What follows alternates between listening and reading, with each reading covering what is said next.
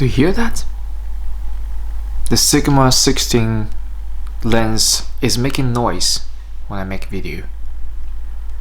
There's very tiny slight this noise. I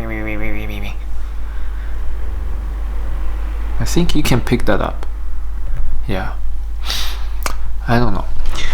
But if I just keep talking or go around on the street, it's not gonna be noticeable. Anyway, I'm shooting on the A7RII, which just arrived today. I just uploaded the unboxing video. It's super shaky, so I'm sorry about that. Right now I'm shooting on the A7RII. So what do you think of the the image stabilization? How does it look? Is it good? Because when I was using the A6300, there's no in-body stabilization.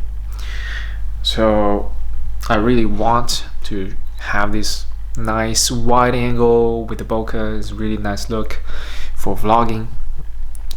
But with A6300, it's always shaky if I vlog with that. Even though if I just hold the camera sitting here, it's gonna be shaky. So I always put it on tripod when I shoot a vlog.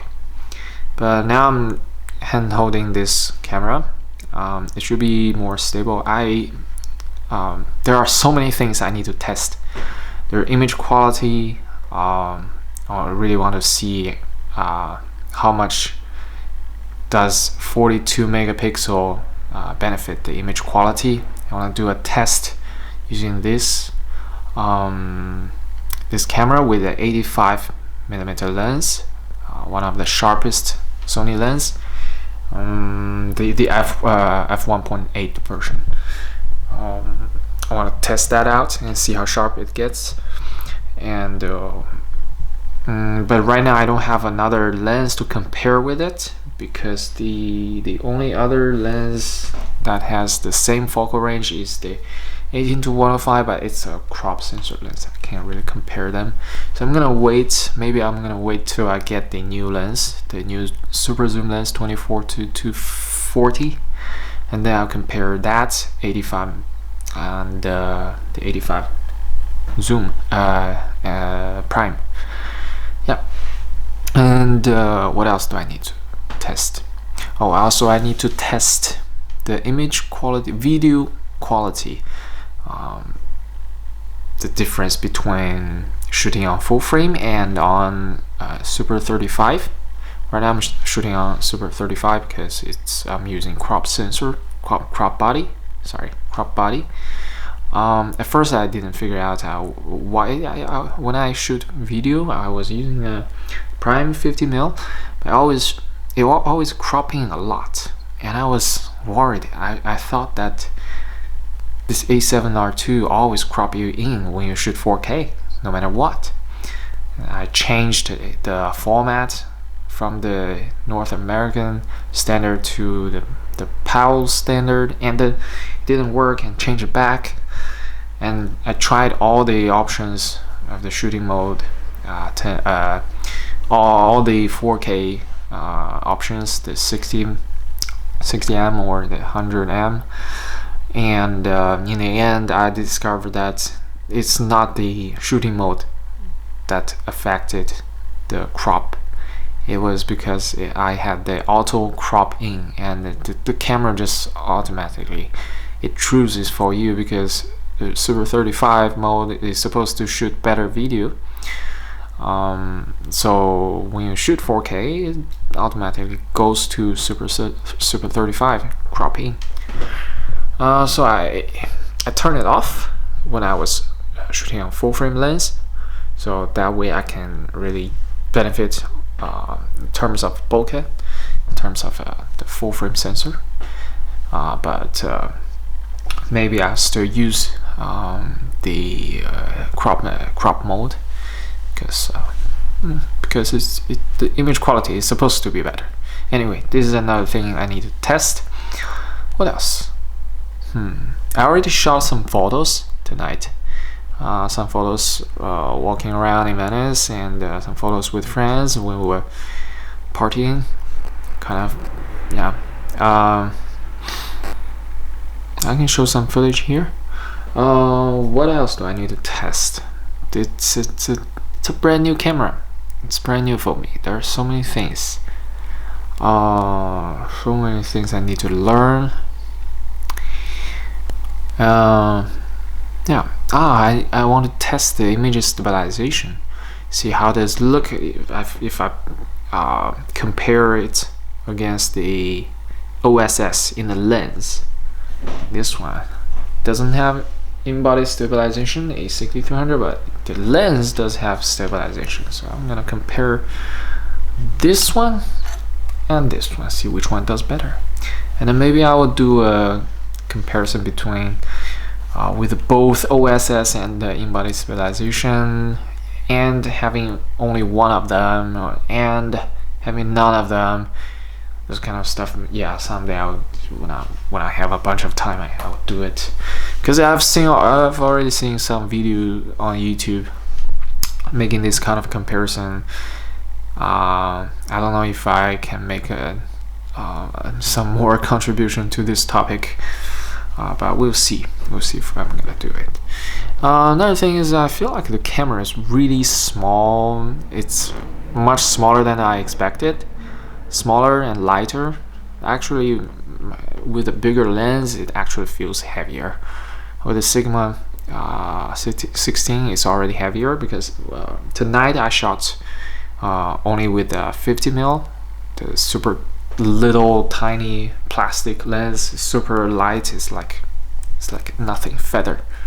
So I felt like the camera itself, the entire thing, the entire setup is super light. Definitely lighter than this with a small rig. It's pretty heavy. Yeah. What else? I wanted to say something. Oh yeah. Actually, the first time I ever touched A7RII was about a year and a half ago. Yeah, something like that. When I was volunteering for Jason Linier's photography workshop in Venice, his first time for workshop in Venice, and he asked for a volunteer on Facebook group, and I volunteered. I guess I was the only one, or maybe I was the first one, and they chose me. And I got to handle the cameras, to carry the camera bags, help him to carry the cameras, sometimes help to hold the light. So that was the first time I got my hands on the A7RII. Although I didn't shoot it, I wasn't allowed to shoot anything. I was only there to help. It felt really heavy. Because it has the 16 to 35mm lens, the GM lens on it. It's big glass, big glass, very heavy. So that felt very substantial, very big, very hefty in your hand. Right now I don't have any big lenses except this one, the 18 to 105 crop lens. Even the 85mm lens is pretty light. It's very plastic-ish. So I don't have really heavy lenses. But yeah, that was the first time I touched the A7RII. That was Jason Linier's camera. That's pretty cool. Now I have my own A7RII. Finally, dream come true. It's been a few years. Alright. What else do I have to say? Yeah, actually, I understand people complaining about the grip. Even my Asian finger, my fingers, so thin, and even my very thin fingers are my little fingers is popping out when I'm gripping the camera. So imagine people with much bigger hands. It's gonna be very uncomfortable. That's why people need the vertical grip. Now I understand their pain. Like I didn't feel that way when I use is 6300, but I guess I had a much higher expectation from the grip on the A7RII. I expected it to be much bigger, much more grippy, but it's not like that. It's actually not that much more grip than the A6300 or the original A7. Anyway, I sold my A7, so there's no way to test A7 against A7RII.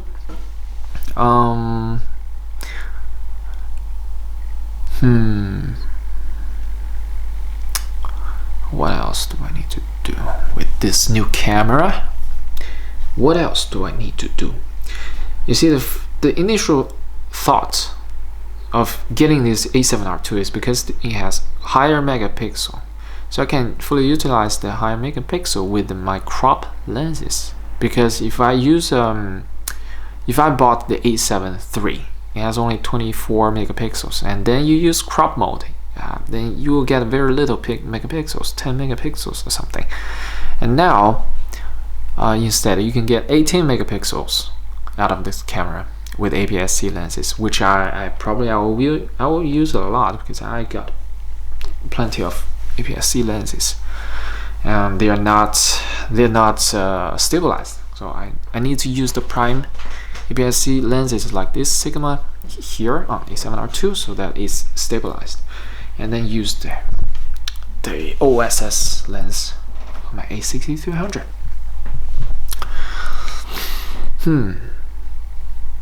Good. So the camera itself, it just looked brand new. I don't understand how.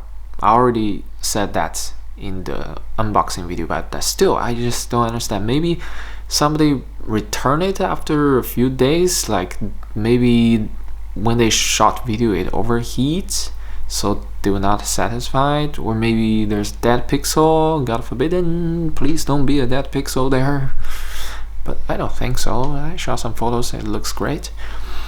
At night there's a lot of noise though, but if you zoom out, you don't see that, you don't see the noises. So the high megapixel count actually compensate the fact that there's more noise.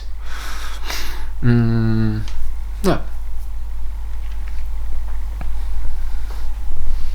Alright, I think that's it.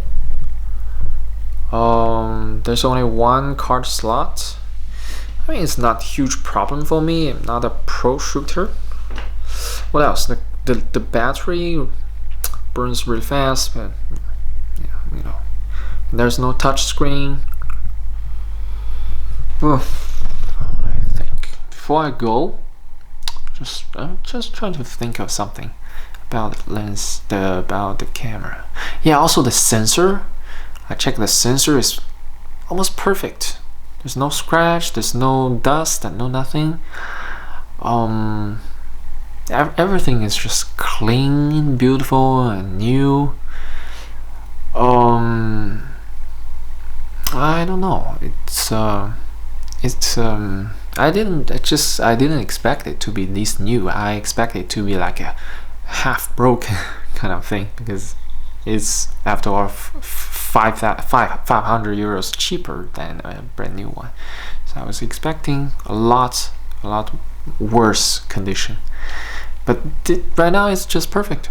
It doesn't show any sign of use. It's like somebody. It looks even better than the lens that I never use in my closet. So that's how new it looks. It's strange. I don't know what happened to this camera. They refurbished it, and they maybe somebody returned it and they never used it. Who knows? And I don't know how many shots has this camera shot. Maybe I can look it up on the internet. What else?